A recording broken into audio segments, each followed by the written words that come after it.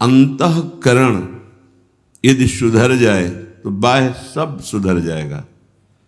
हम बाह्य सुधारने की चेष्टा करने की वृत्तियां देखते हैं, ऐसा ऐसा, पर अंतर में हमारा निश्चय गलत है, कभी सुधार नहीं हो सकता। ये बहुत सूक्ष्म बात है। निश्चय सही है तो आप लड़ सकते हैं, बहुत काल तक लड़ सकते हैं और विजय को भी प्राप्त होंगे। पर ये सहज ऐसा नहीं कि आप 4 दिन साधन की और विजय प्राप्त हो गई त्रिगुणात्मिका माया पर, ऐसा नहीं है। ये बहुत धैर्यवान उकताए हुए पुरुष का ये मार्ग नहीं है, धैर्यवान का है, साहसी पुरुष का मार्ग है। हारना तो है ही नहीं, निराशा तो कभी नहीं आने देना चाहिए। परम वस्तु की प्राप्ति में निराशा की कोई गुंजाइश नहीं। ये बार बार इसलिए कह रहे कि बहुत दीर्घ मार्ग है। हम कुछ दिनों तक संयम से रहते हैं, फिर हमारी वृत्तियां हमको परेशान करती हैं, फिर हम कोशिश करते हैं, फिर परेशान करती हैं। तो उपासक अगर उत्साहहीन हो गया, निराशा युक्त हो गया, तो फिर बहुत मुश्किल होता है। ये पूरे जीवन की बात बता रहे हैं। ऐसा युद्ध बहुत दीर्घ काल तक होता है।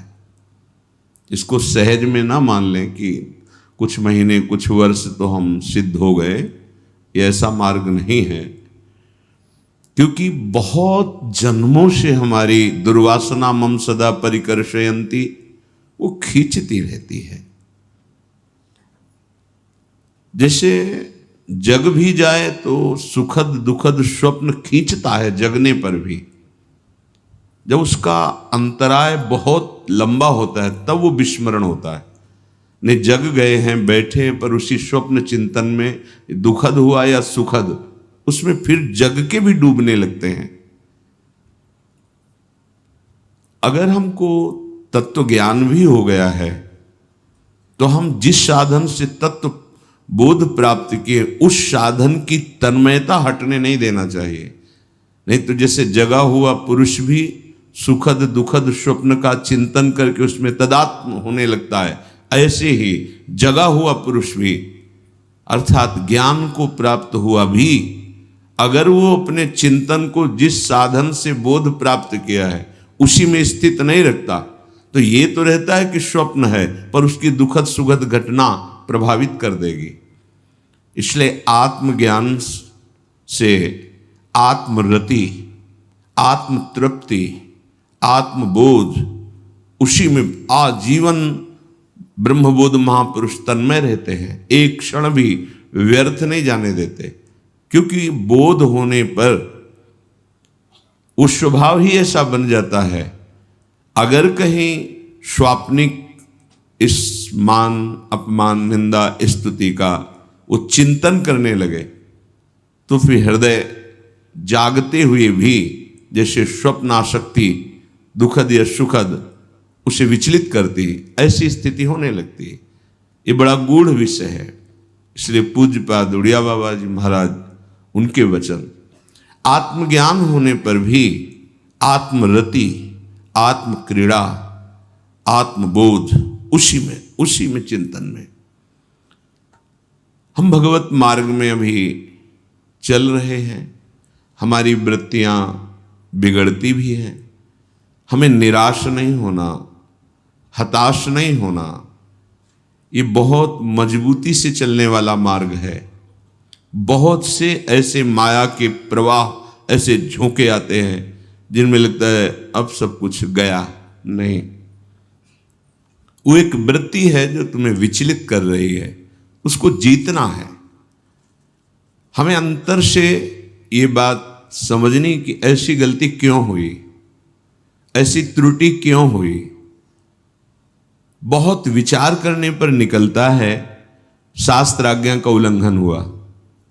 बिल्कुल आज तक के जीवन का अनुभव, जहां हमसे शास्त्र शब्दों का, आज्ञा का उल्लंघन हुआ, वहीं जलन हुई, वहीं हमें निराशा हुई, वहीं हम उदास हुए। बिल्कुल ये परमार्थ शास्त्र आज्ञा गुरु आज्ञा पर ही प्रकाशित होता है। बिल्कुल, ये बिल्कुल बात समझ ली। थोड़ा भी मनमानी आचरण ये विचलित कर देगा, आपको भ्रम पैदा कर देगा, ऐसा कोहरा अंधकार पैदा कर देगा कि सत्य मार्ग समझ में ही नहीं आएगा। ये बहुत दिव्य मार्ग है।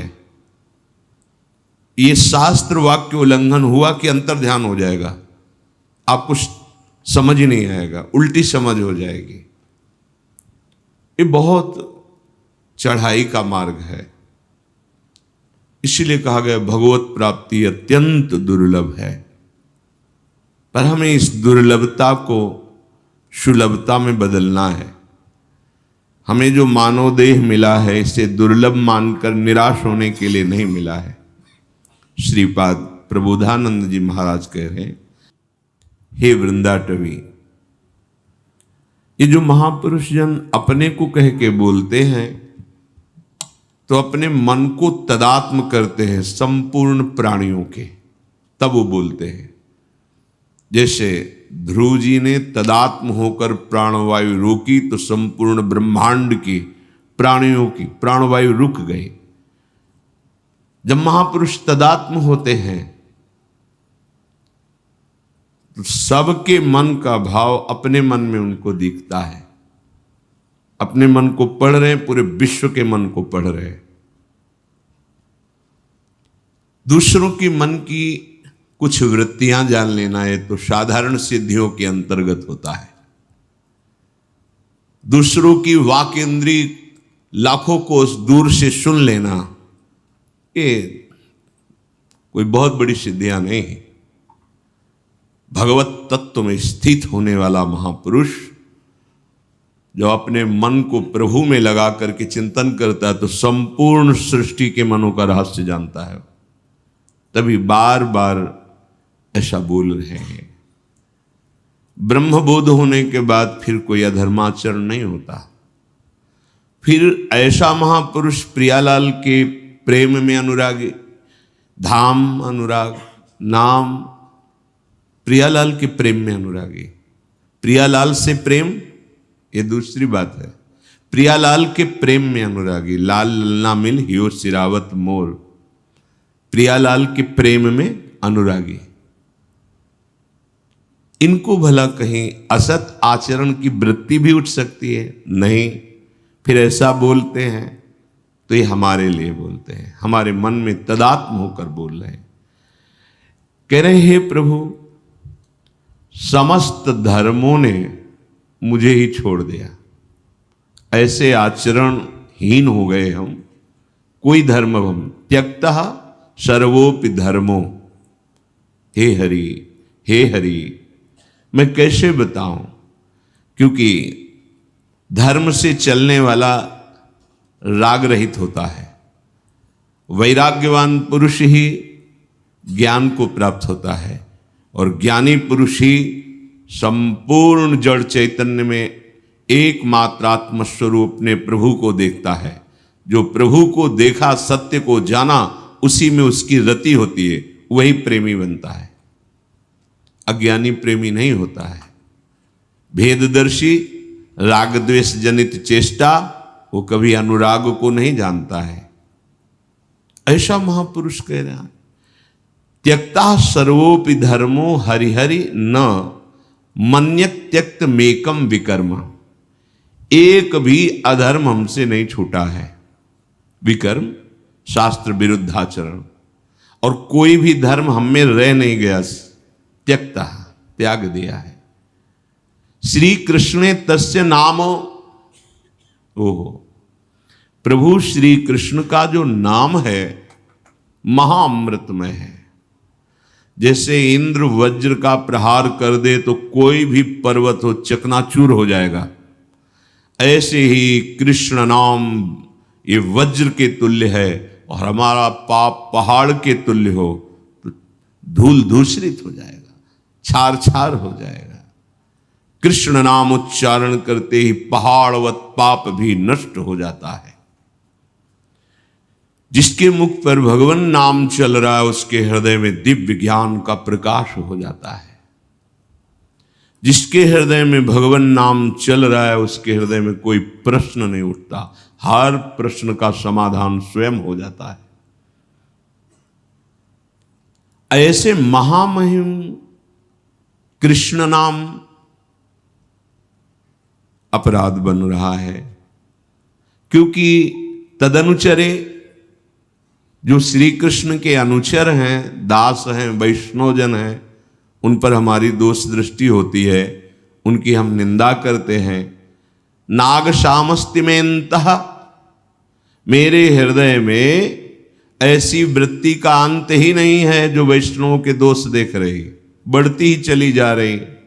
ना तो नाम में रति है और ना नामी के दासों में हमारी पूज्य बुद्धि है, बस दोष दोष, और वो वृत्ति का अंत नहीं हो रहा, बढ़ती चली जा रही है। ये बात हृदय से समझनी होगी।